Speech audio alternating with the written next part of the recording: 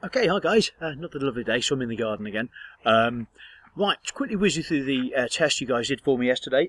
Well done for all those people who did the test and submitted it. I'm waiting for quite a significant percentage in. I'm getting a little bit worried actually how little work I'm getting from certain quarters. So if you are not sending me the work, do get in contact via email to me, because it is worth me just knowing where you are, really, because otherwise I'm going to have to start ringing home, and that's going to be a bit of a pain for everybody. Right, let's just whiz away through this test though. The people who did it did a really good job on it, so well done. Three things you need for rusting. You need iron or steel, somebody wrote, that's fine. Oxygen and water, those are the three things you need. Somebody wrote salt. Salt is a catalyst, it speeds it up, you don't need it. But they did put that on as well as everything else, that's fine. Right, what can be attached to steel ships to provide sacrificial protection? A more reactive metal. 90% of the time is magnesium, but any really reactive metal will do. Magnesium is probably the best answer. Why does aluminium not corrode? You did really well on this. It forms a thin protective layer of aluminium oxide, so well done for that. Bronze is an alloy of, sorry I'm getting leaves falling on me, bronze is an alloy of copper and tin, so 2 marks, 1 for each of those. Give a use of brass. Now I had lots of interesting uses of brass, particularly based on that rather silly sort of match the use of the right property thing on the worksheet, which suggested that brass would be really good for making a ship. No, sorry, it didn't. It said bronze would be good for making the ship. Brass is used really nowadays for 2 things. It's used for musical instruments, it's used for door handles, but other decorative things as well. So that's what brass is primarily used for. Right, question 6. This one is the one that tripped most people up. What are polymers made from? Right, polymers are made from single building blocks called monomers. Now, we'll do this much later on, so if we weren't very happy about this question, don't worry about it, because it's in Module 7, we'll come on to it later. But polymers are long-chain hydrocarbons. They're made from molecules containing hydrogen and carbon. Somebody wrote crude oil, because hydrocarbons come from crude oil, but the sort of textbook answer would be polymers are made from monomers. Monomers are hydrocarbons. Now, I'm aware I've just chucked a load of words at you. Don't worry, we'll look at this in a lot of detail later on. Well done, by the way, on question 7, though, because question 7 you all nailed. Why are thermosetting plastics do not melt when they're heated? Well, that's because they have very strong cross-links. So they have very strong intermolecular forces, or very strong cross-links, which prevent them from softening. So well done, guys. 8, composite material. We had loads. You could have had concrete. You could have had reinforced concrete. So we'll put wood. Wood's a composite. You could have put MDF, fibreboard. Numerous possible answers there. Question 9 was the Haber process. 2 marks for that. No idea why it's worth 2 marks, but nitrogen plus hydrogen, reversible arrow ammonia. If I was making a guess on the mark scheme, because I haven't got it in front of me, the reversible arrow is your second mark. But you all did really well on that.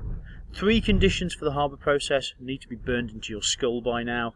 450 degrees Celsius, 200 atmospheres, iron catalyst. So that's the mark scheme answer. 1 mark for each of those. You will see slight variations in various textbooks, but stick with those 3, you'll be fine. Right, back to our mate Le Chatelier, the old cat rider. If the pressure's increased, more of which substance will be produced and why? Right, and we've done this before. We did this in Module 4. We did this in a huge amount of detail. If you're not sure with it, do go back and have a look, because it's going to keep cropping up. Right, this one isn't going away. So, if you increase the pressure, the Le Chatelier's principle tells us that the position of the equilibrium will shift to the side of the fewest moles of gas. In this case, you've got 1 mole of nitrogen, you've got 3 moles of hydrogen, so that's 4. And on the right hand side, you've got 2 moles of ammonia, so the position of equilibrium shifts that way to make more ammonia. So it's what will happen? More substance will be made. That will be more ammonia. Why? Because the position of equilibrium will shift to the side of fewest moles of gas, or to the right hand side, or towards the product. Okay, that's what I'd have answered there. Question 11, slightly random esoteric one. What's the name of the acid form when phosphate rock reacts with nitric acid? Do you remember that's the displacement reaction one? That's phosphoric acid. So if you didn't get that, don't worry about it. I did get the odd answer which didn't have an acid in. People wrote various phosphates. Again, it's an acid, so you need to write that. Okay, so that's the answers going through it. I think I've covered all the errors people made, but generally speaking, guys, you did a spectacular job on that, so well done. Right, we've finished. This is it for the end of the module. Before I pick up on other stuff, I'd like to just quickly see where you are, right, without giving you a massive end of module test to do. I think that's a bit pointless, considering you'll be at home doing it, but this is what I'd like you to do. I have put at the bottom of here a module summary. It looks very much like that. So it's a module 5 checklist, and it's got lots of things on there that are not in bold. That's foundation tier or everybody. There's stuff in bold which is higher tier, which you guys are, and there's stuff on there which is chemistry only, and the chemistry only stuff's at the end, so certain things are out of order. Like, you are doing chemistry, so you need to know everything on there. What I'd like you to do is have a good read through it. If you're really happy with it, little smiley face. If you're not happy with it, put some sort of not so smiley face on it.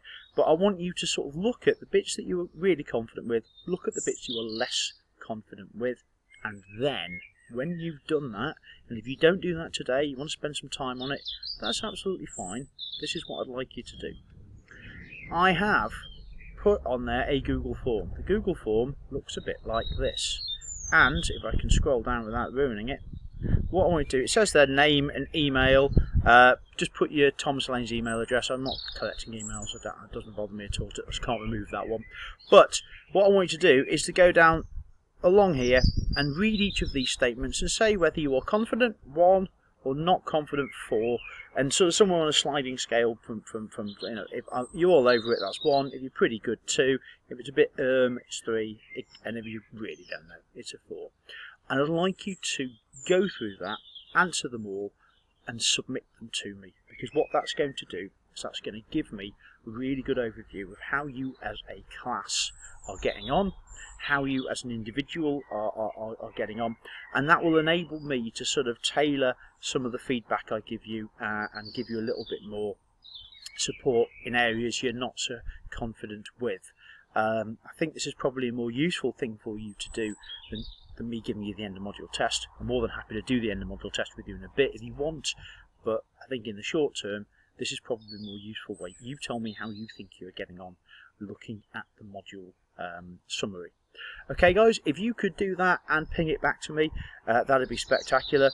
If you get some sort of random message that says it can't share with you, then please email me at crumb@tahs.net.